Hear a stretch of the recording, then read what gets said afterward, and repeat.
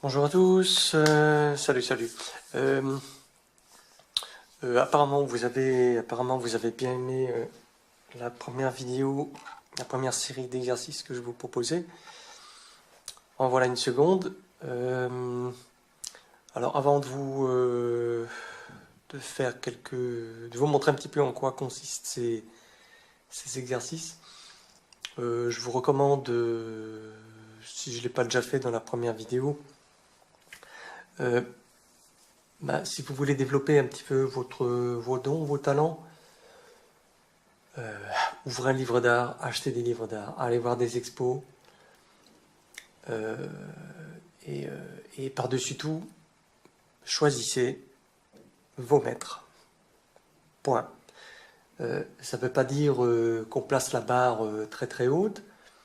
C'est pas le but, c'est pas de les atteindre, mais c'est de se laisser guider un petit peu ses yeux à travers voir un petit peu ce qu'exprimaient les maîtres, ce qu'expriment encore les maîtres vivants, hein, ceux d'aujourd'hui ou du passé, comment ces derniers bah, se servaient de leur sensibilité pour coucher quelque chose sur le papier, sur la toile. Et voilà, ça porte, ça donne envie d'aller plus loin, et ça fera de vous un artiste qui a des connaissances dans son métier, quoi, le métier qui l'intéresse.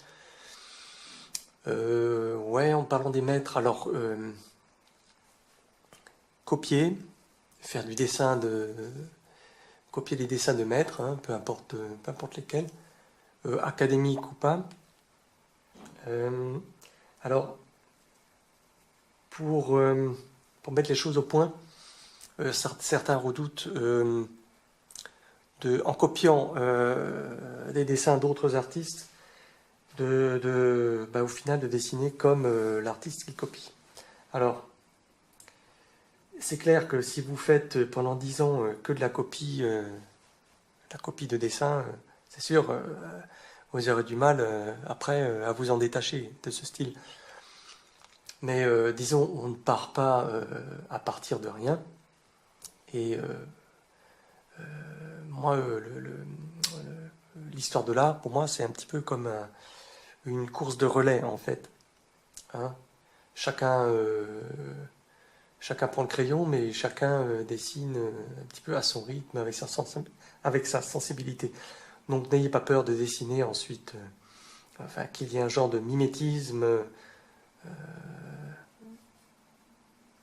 à ce niveau-là. Euh, que dire d'autre à ce propos? Ce que vous allez apprendre, c'est la spontanéité. Pour peu que le dessinateur que vous copiez ait lui aussi trouvé sa spontanéité, sa liberté. Et je crois que c'est important justement de passer par là, la copie des maîtres, parce que ces derniers ont... Bah, si on le qualifie de maître, c'est pas pour rien. C'est qu'ils ont maîtrisé leur art, mais ils ont surtout maîtrisé des outils. Les mêmes outils que vous cherchez à maîtriser. Donc pourquoi ne pas se laisser guider par les anciens?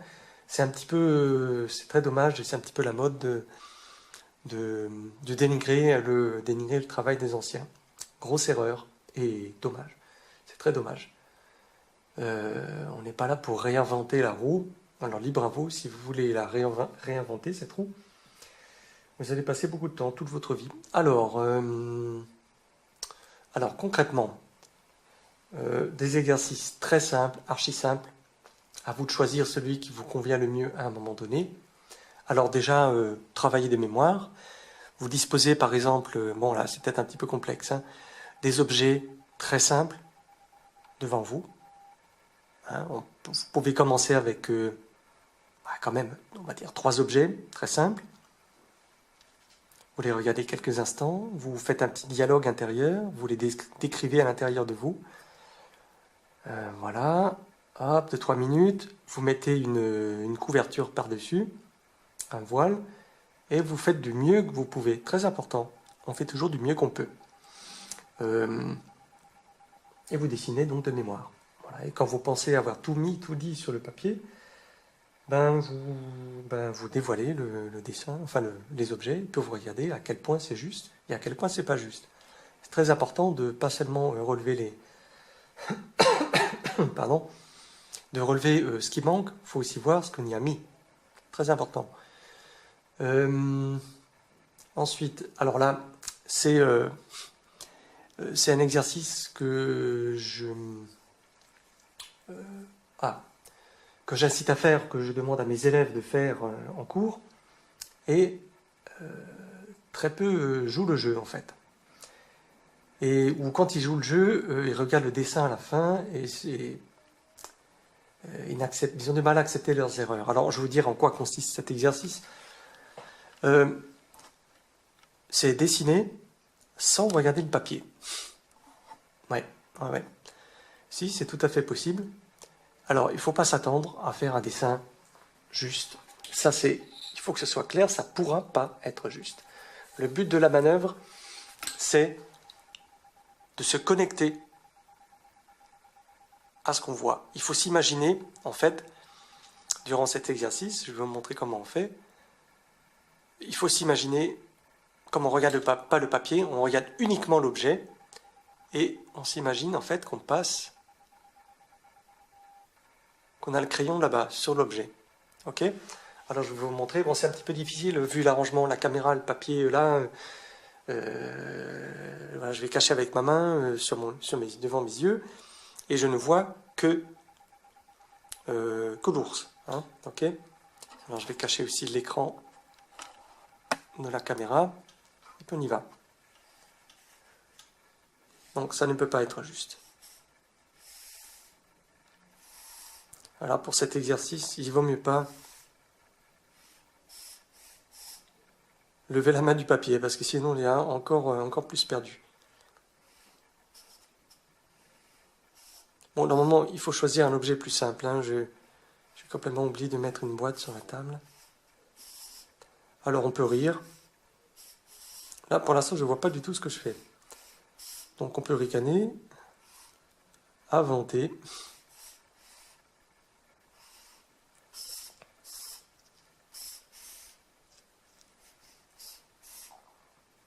Et des fois, ça donne quand même quelque chose. Alors c'est ça qui est marrant.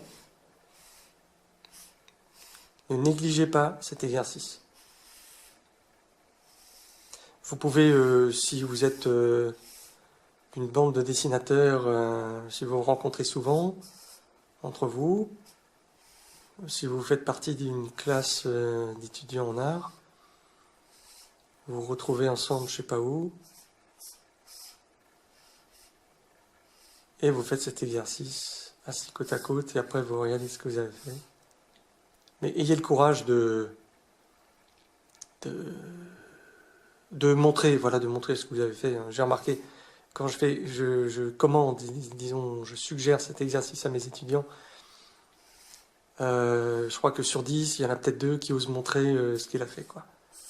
Il y a une honte, mais alors une honte, alors que c'est clair que ça ne peut pas être juste.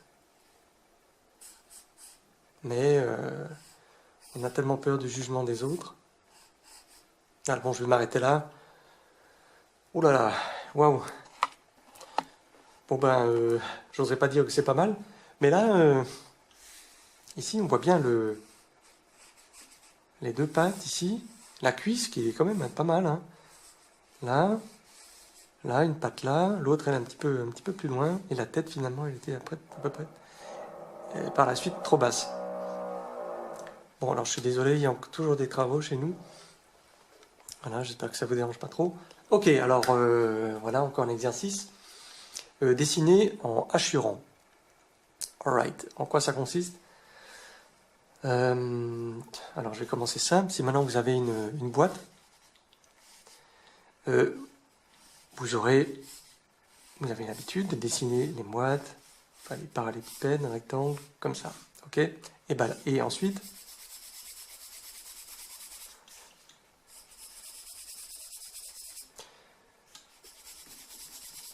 procéder de la sorte. Ok?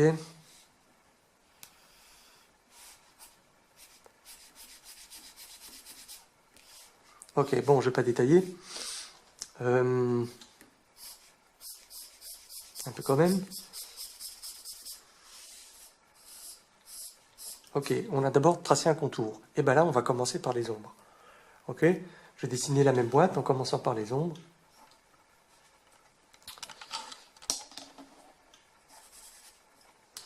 Désolé pour le bruit.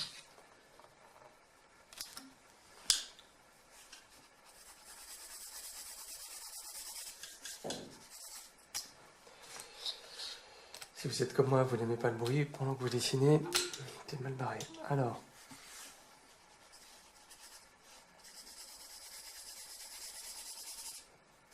voilà, bah là aussi, ça peut pas être juste tout de suite, hein, c'est pas possible.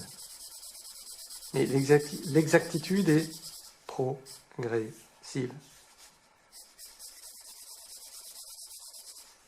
Et je dirais que, en ce moment, je travaille le portrait. J'essaie d'élever un petit peu mon niveau. Je trouve que j'ai quelques petites lacunes dans les détails du visage. Et donc les portraits, je les travaille de plus en plus comme ça, en commençant par les ombres. Enfin, j'alterne ce genre de construction et celle-ci. Bon, c'est pas exactement les mêmes cartons, on s'en fout. Ensuite, on peut un petit peu, pour reprendre un peu, là où c'est nécessaire. Hein. Alors, si maintenant on a la tête là, de l'ourson à travailler, ben, c'est un petit peu la même démarche. Trouver une petite place.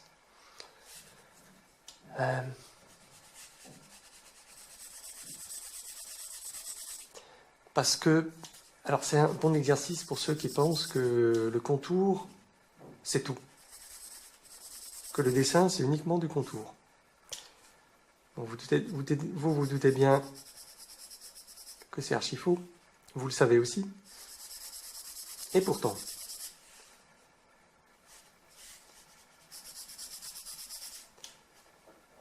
Alors, donc, pour ceux qui pensent que le contour, c'est tout. Ah, j'ai fait un contour, au secours. Alors,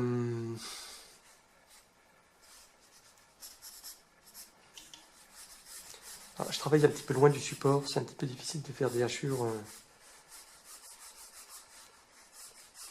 Des belles hachures, ça fait même un petit peu mal au bras même.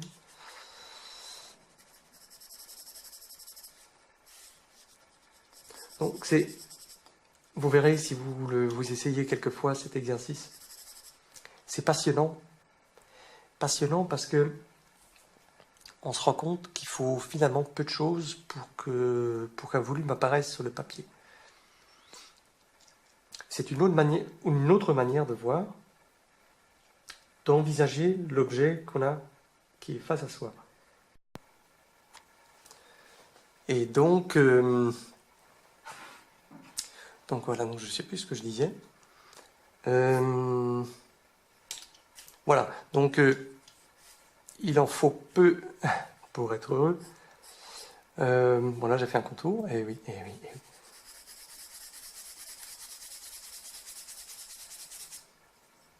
Voilà, je ne peux pas tenir mon crayon comme je fais d'habitude. Ok, on va revenir là-dessus un petit peu.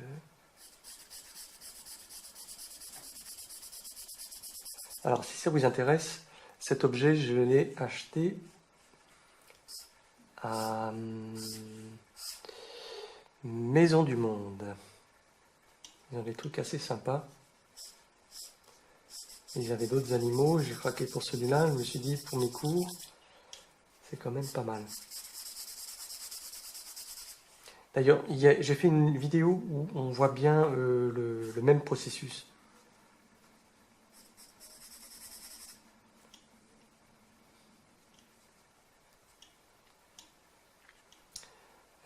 Où je dessine en fait le canapé avec l'éclairage. Et,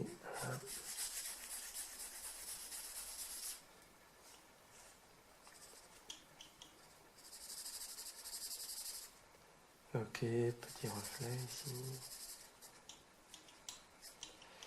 L'oreille.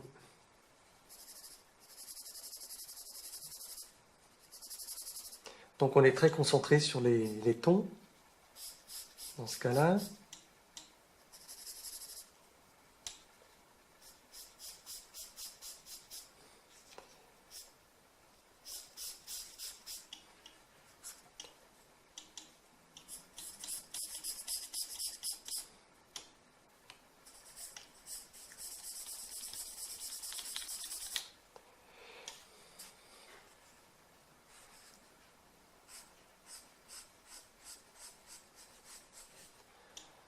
Alors, je sais pas si ça ressemble beaucoup à une tête pour l'instant. Ok, bon, bah, je vais pas développer plus. C'était juste pour vous montrer un petit peu la manière de procéder. Ok. Ensuite, pop, pop, pop. Dessiner en hachurant. Oh, c'est un petit peu le même exercice, donc je sais pas si je vais vous le montrer. Ouais, alors on va dire la pâte ici. Alors vous allez uniquement faire des hachures.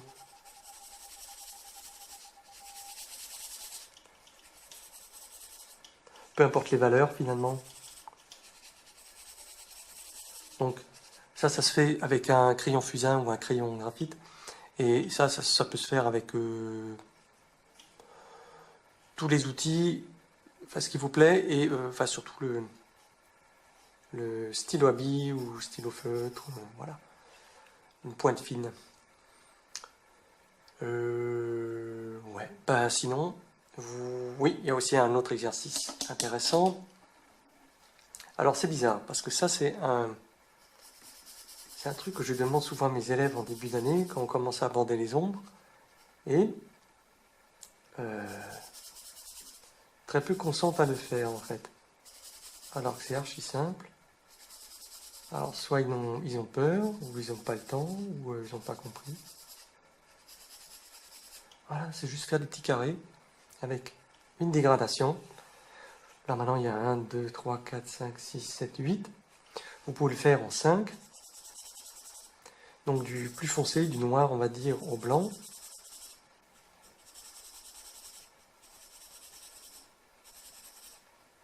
Presque blanc. Voilà, vous pouvez faire aussi après en 3, donc du noir, 3 gradations. Ah, par contre on ne voit plus. Ah, désolé pour la qualité de mes vidéos. J'ai des fois des commentaires à ce sujet, mais je fais juste ce que je peux et j'ai pas le temps d'investir dans 10 000 matériels. Voilà, donc ça reste un petit peu artisanal. C'est très bien comme ça. J'ai pas de tablette graphique à côté. Et tant pis. Mais je pense que les messages que je délivre sont assez clairs pour vous inciter à mettre en pratique.